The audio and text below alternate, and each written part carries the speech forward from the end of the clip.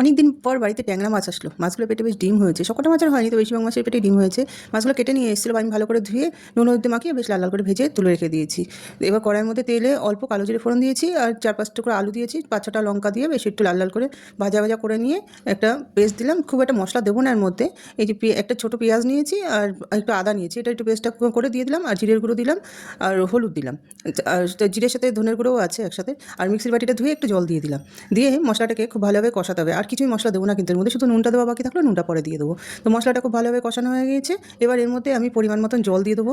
খুব একটা বেশি জলও আমি দেবো না, কারণ আলুটা ভাজা হয়ে গিয়েছে, তো অনেকটাই সেদ্ধ হয়ে গিয়েছে। ব্যাস এইটুকু জলই আমি দিলাম, দিয়ে আমি জলটা বেশ ভালো করে মিশিয়ে নিলাম। মিশিয়ে নেওয়ার পরে আমি এর মধ্যে স্বাদ মতো নুন দিয়ে দেবো। যতটা পরিমাণ নুন লাগবে আমি ততটাই একবারে দিয়ে দেবো। স্বাদ মতো নুন দেওয়ার পরে নুনটা দিয়ে একটু মিশিয়ে দিয়ে আমি এটাকে বেশ ভালোভাবে ফুটতে দেবো।